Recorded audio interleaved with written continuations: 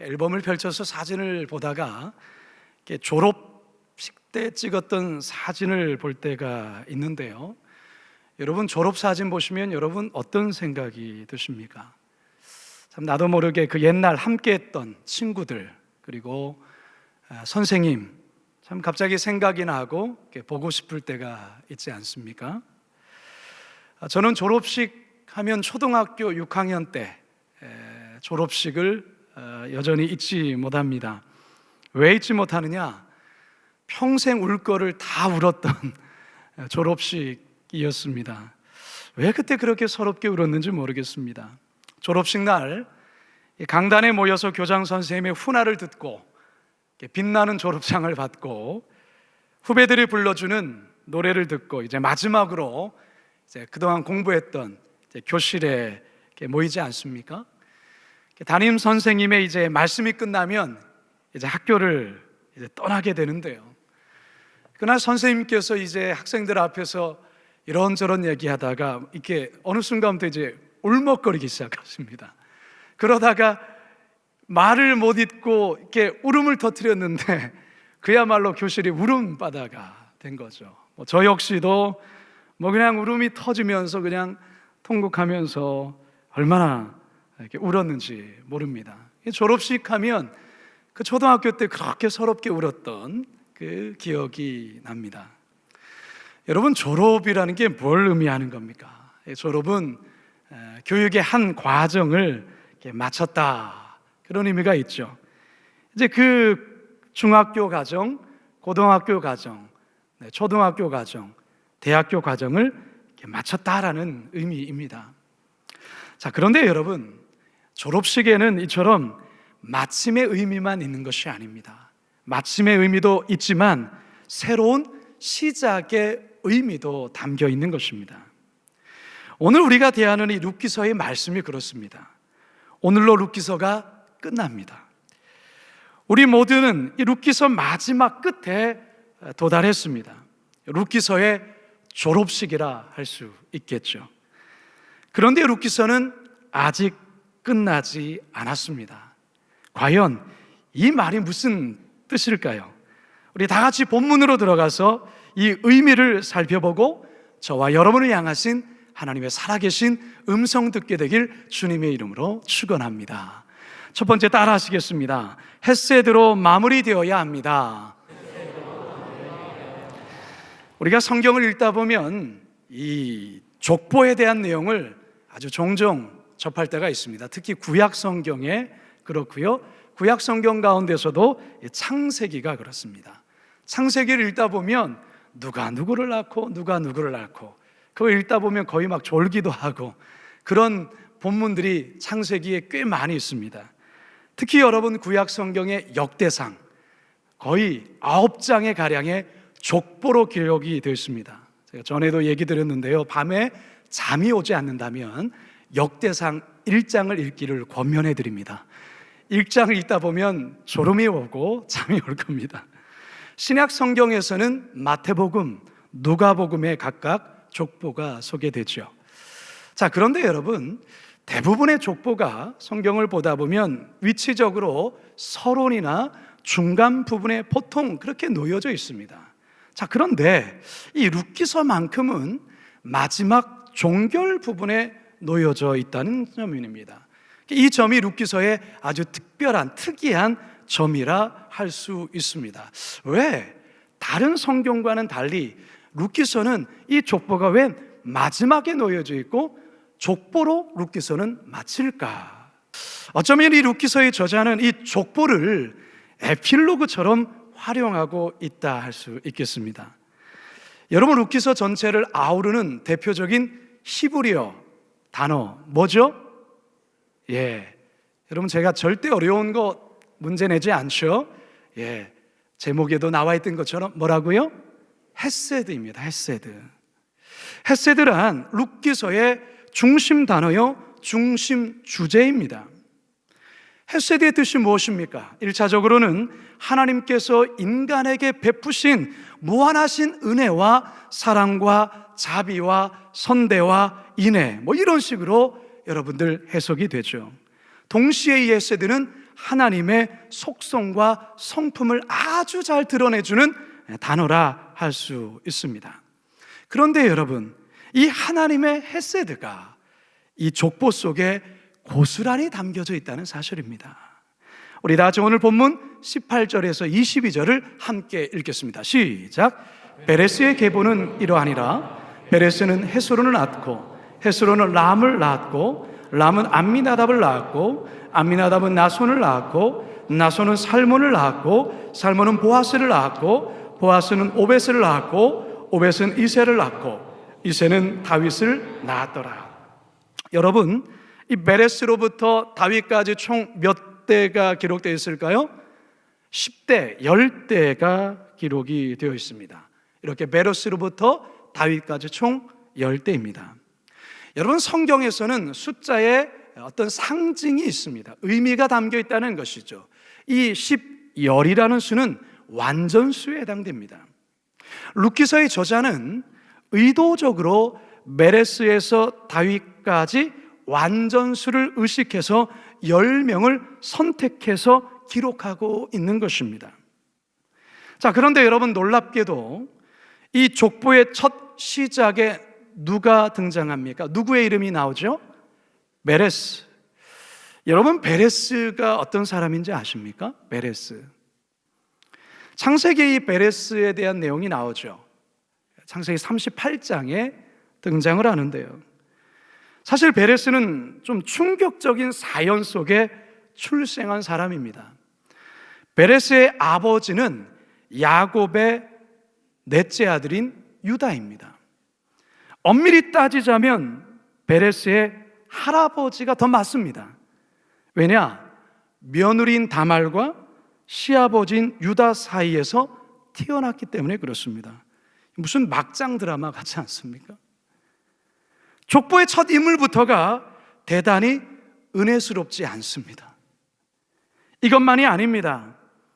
보아스의 어머니, 룻기 4장 18절에서는 이 본문에서는 나오지는 않지만 마태복음에 가서는 이 어머니의 이름도 등장하는데요.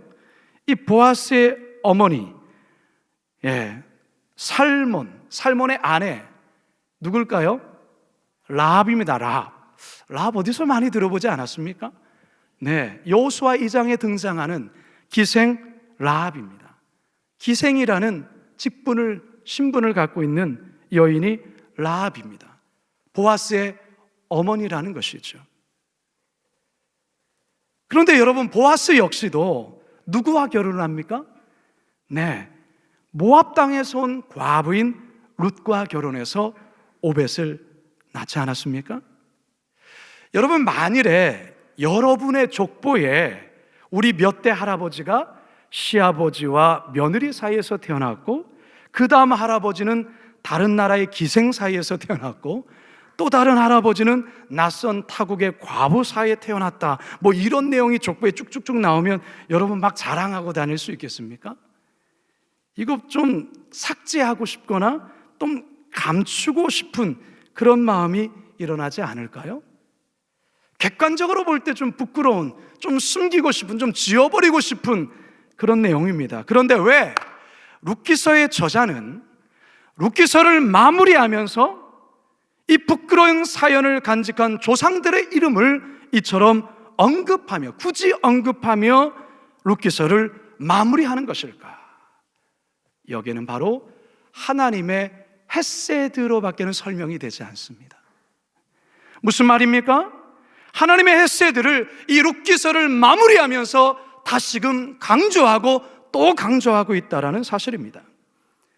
수치와 부끄러움이 가득한 이 가문, 그러나 하나님이 베푸신 은혜로, 하나님의 사랑으로, 하나님의 긍휼로 이 가문 다시 살리셨고 결국 이 가문을 통하여 위대한 다윗 왕이 태어났다라는 것을 말하고자 하는 것입니다. 하나님의 헤세드 말이죠. 그렇습니다, 성도 여러분. 룻기서의 피날레는 하나님의 헤세드입니다. 우리들도 마찬가지죠.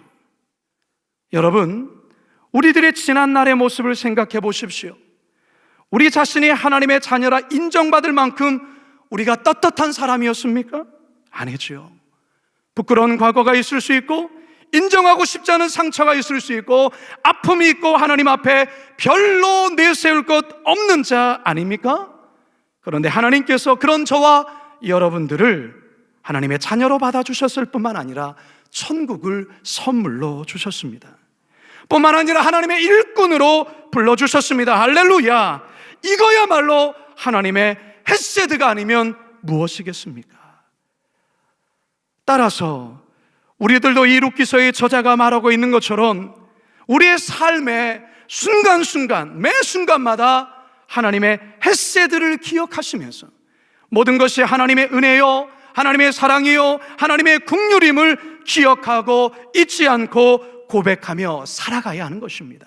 이것이 바로 오늘 룻기서의 마지막 이 족보를 통해서 우리 모두에게 주시는 첫 번째 메시지입니다. 성도 여러분, 코로나로 인해서 지난 11개월 동안 우리의 삶이 참 많이 지쳐 있고, 그리고 여전히 힘듭니다. 그러나 하나님의 에세드를 기억하십시오. 하나님의 에세드를 고백하십시오. 하나님의 에세드를 다시 여러분의 삶에서 체험하십시오. 그리야 할 때 우리의 삶에서 나만의 룻기서를 써내려갈 수 있는 것입니다.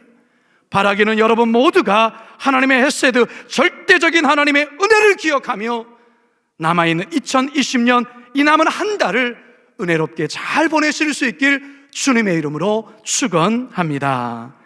두 번째 따라하겠습니다. 믿음으로 사는 자를 반드시 축복하십니다.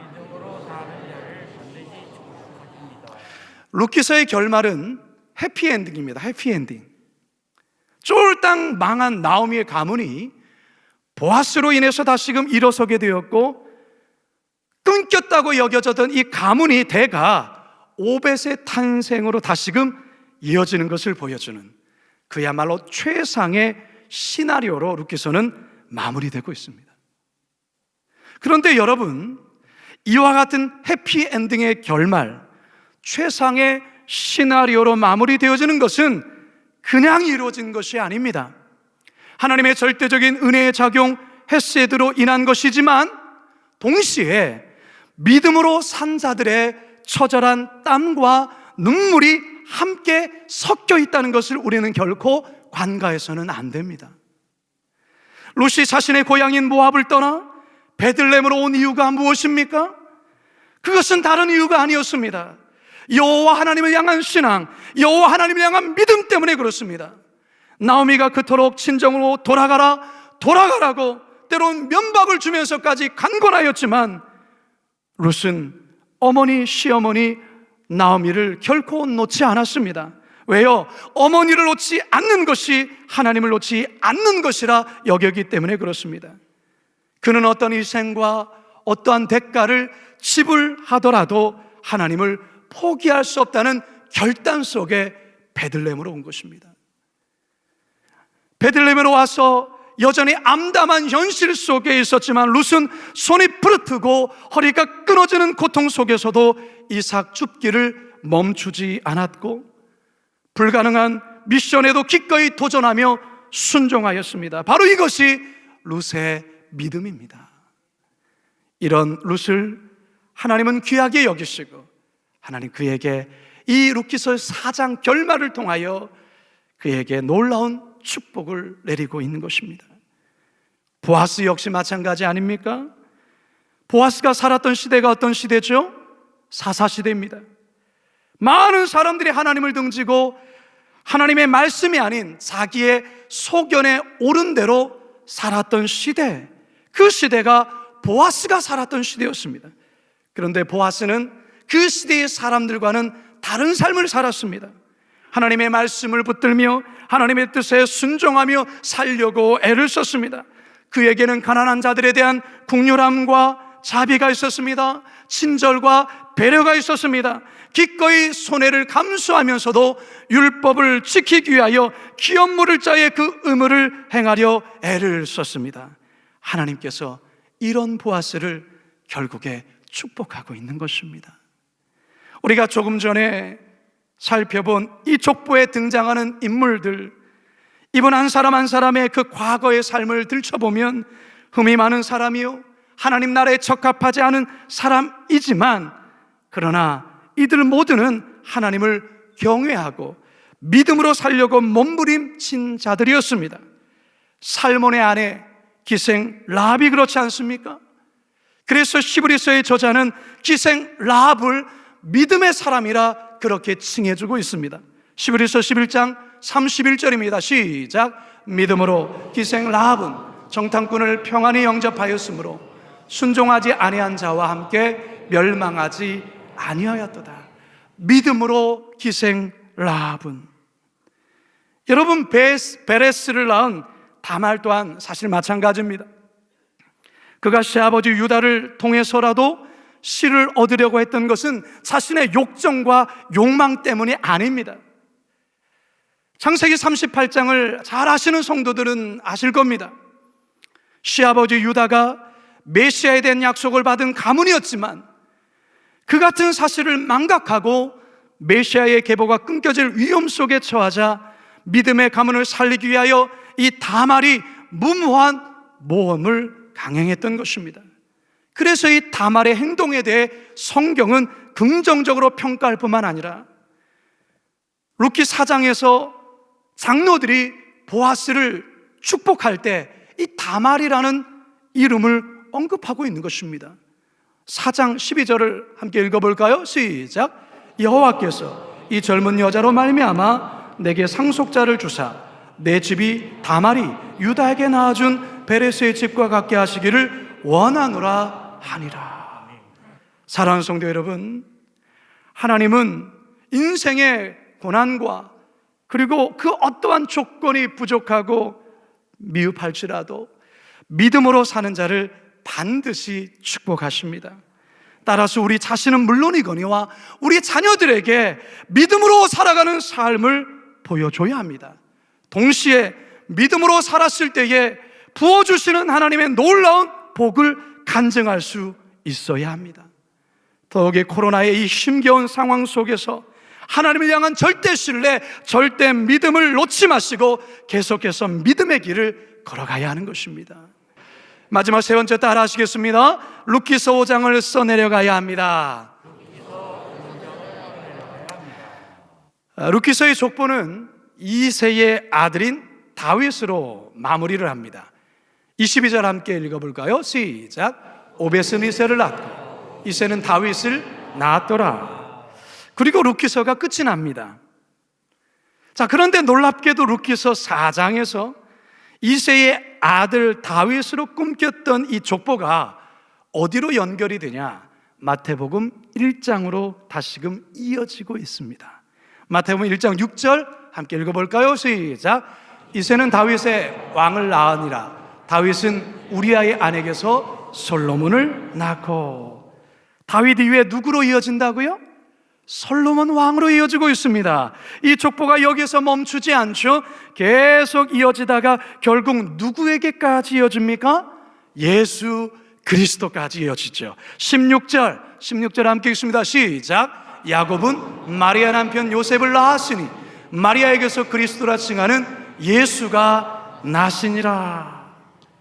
따라서 여러분, 룻기서는 4장으로 끝나는 것 같지만 엄밀히 따져서 4장으로 끝나는 것이 아닙니다. 마태복음으로 이어지고 예수 그리스도께로 이어지면서 이 족보는 놀랍게도 오늘날 저와 여러분에게까지 이어지고 있습니다. 할렐루야! 이게 무슨 말입니까? 요한복음 1장 12절 함께 읽어볼까요? 시작. 영접하는 자, 그 이름을 믿는 자들에게는 하나님의 자녀가 되는 권세를 주셨으니. 할렐루야! 예수 그리스도를 구주로 영접한 자들, 그들이 하나님의 자녀이기 때문에 그들의 이름이 하나님 나라의 족보에 기록되어지고 있다는 사실입니다. 할렐루야! 우리 옆 사람에게 이렇게 인사하십시다. 아이고 형님, 동생이었네. 그동안 몰라 뵈서 미안해요. 함께 옆 사람 인사하겠습니다. 아이고 형님, 아이고 동생이셨네요. 하나님 나라의 한 식구들입니다. 성도 여러분, 그렇습니다. 저와 여러분이 무슨 피가 섞여 있는 사람들이겠습니까? 그러나 예수 그리스도의 피가 섞여 있는 자예요. 예수 그리스도의 보혈로 하늘 가족이 되었습니다.